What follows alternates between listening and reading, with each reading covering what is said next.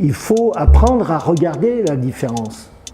Et j'espère que cette exposition, elle apprend à regarder la différence, à rencontrer les gens différents, à saisir, c'est d'une grande banalité, mais c'est crucial, leur humanité, leur difficulté à vivre, on en a aussi.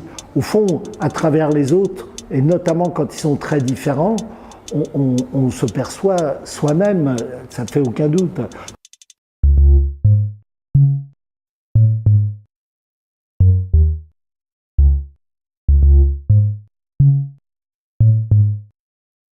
Constituer une collection, ça revêt deux aspects. Il y a d'abord le contenu.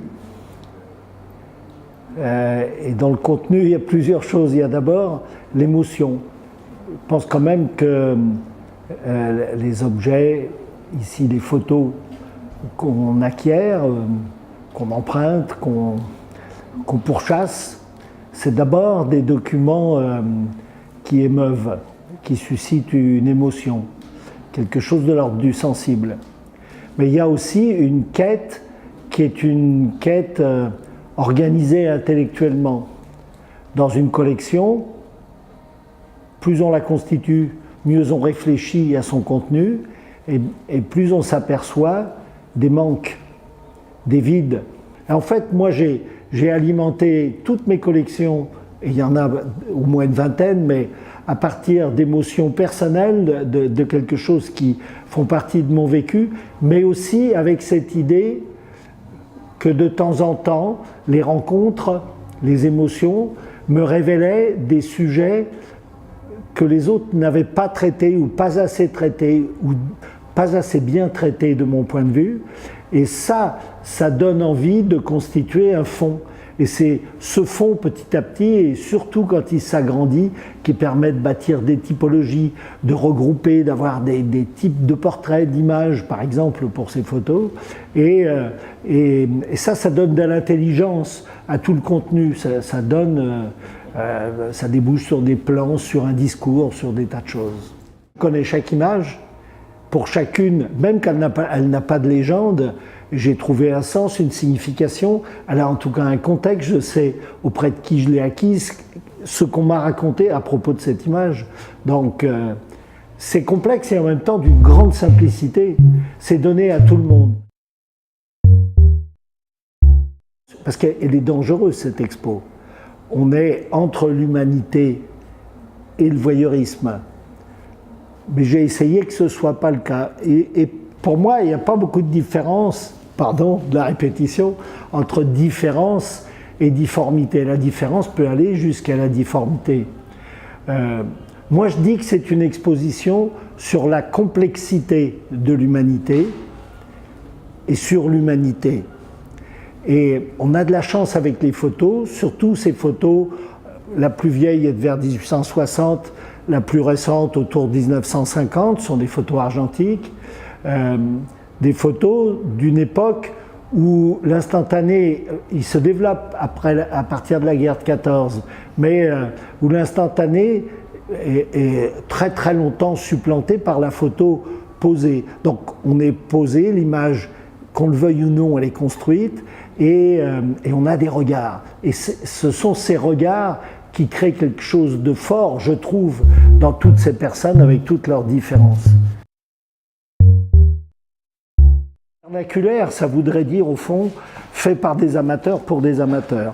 Or là, on a beaucoup de photos populaires, mais il y en a énormément qui ont été faites par des photographes de ville, qui faisaient des portraits des gens de passage, ou qui faisaient des photos dans leur environnement, de monuments, de paysages ou de personnes, de personnages, dans l'idée d'en faire des cartes postales pour les vendre.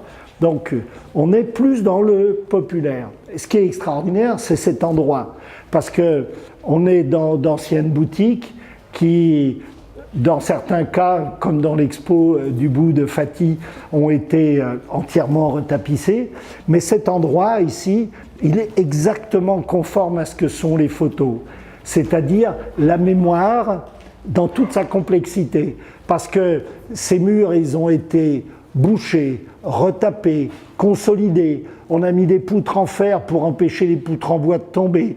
Il y a une histoire rien qu'en levant les yeux. Et au milieu de ce décor, qui en lui-même contient toute la mémoire de ce pâté de maison, ou une bonne partie de la mémoire de ce pâté de maison, on a cette bande noire classe.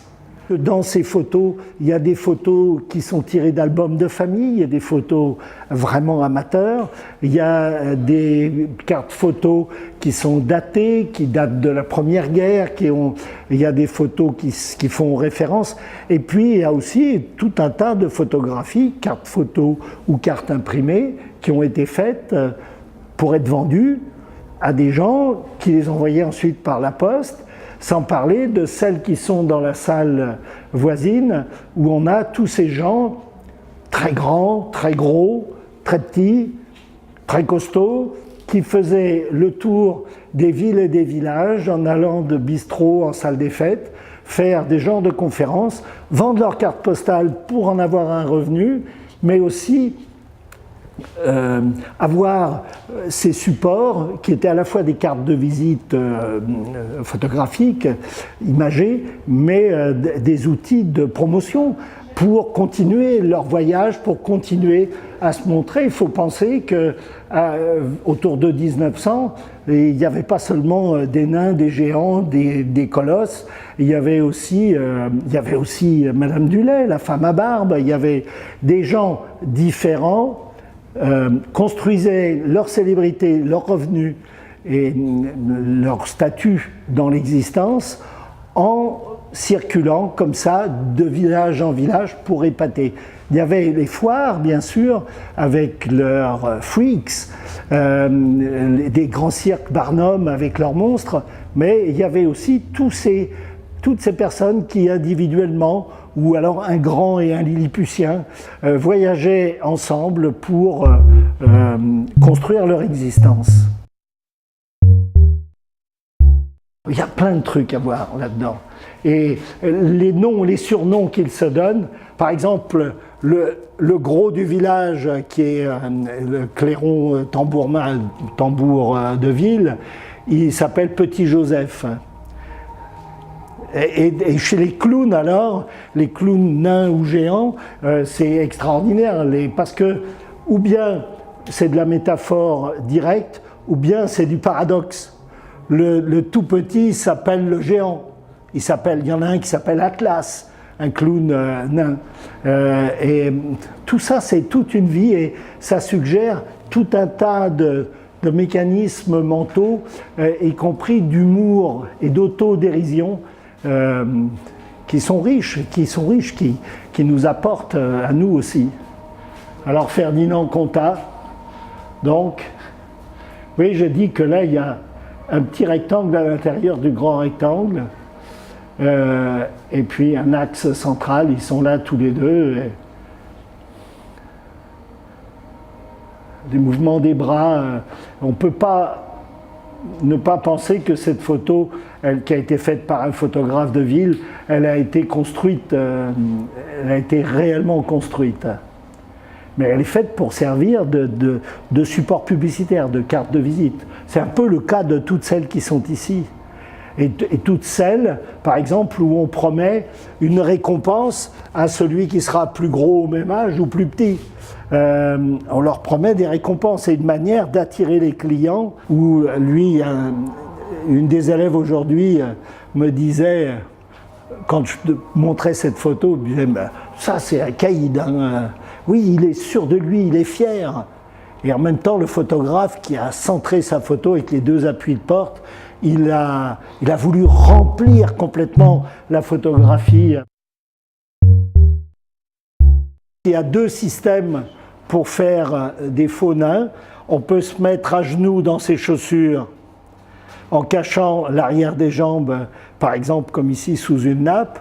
Ça c'est vraiment, je ne sais pas combien de dizaines j'en ai, c'est un truc classique de groupe d'hommes au service militaire par exemple. Ou bien sur une table, on pose des chaussures, on enfile une veste à l'envers en passant pas long de bras pour avoir les bras plus courts, et donc là on devient un nain qui s'agitent, et tout à fait. Donc il y a des marionnettistes dont le numéro qui circulait dans toute la France était basé sur ça. Des personnages, alors c'est même pas des vraies mains, c'est des petites mains qui manipulent avec des tiges. Ben, on a ça dans Charlie Chaplin, la danse des petits pains, où il plante des fourchettes dans des pains au lait, et puis avec sa tête, il danse réellement, il est un nain posé sur la table et qui danse. Ça, il y a un truc qui s'est fait partout, mais qui s'est quand même développé beaucoup aux États-Unis, et que les Américains appellent exaggeration, qui sont des menteries, comme les contes de menteries. Cette année-là, il pleuvait tellement, mais tellement, qu'il arrivait même que les poissons sortent de l'eau sans s'en apercevoir. Alors ça, c'est une menterie parlée, des contes extra courts, comme ça, extrêmement courts, mais en images, c'est illustré en général par des collages. C'est extraordinaire, la qualité, parce qu'on regarde ça au microscope d'imprimeur, des fois 40, 50, multiplié, je veux dire, par 40 ou 50, et on ne voit pas le découpage. Or, à l'époque, il n'y a pas de Photoshop, hein. C'est tout fait avec des ciseaux et de la colle. Il y a quand même cette idée qui est dans les contes traditionnels depuis très longtemps du pays de cocagne, ce qu'on appelle Schlaraffenland, c'est un mot allemand, mais c'est le pays de cocagne, donc où tout est gros, les récoltes sont énormes. Un type dans le nord de la France qui a gagné sa vie, alors qu'il est cul-de-jatte, en faisant des exercices acrobatiques sur une échelle posée contre un mur. Moi, je trouve ça extraordinaire. Et pourquoi on ne peut plus faire ça?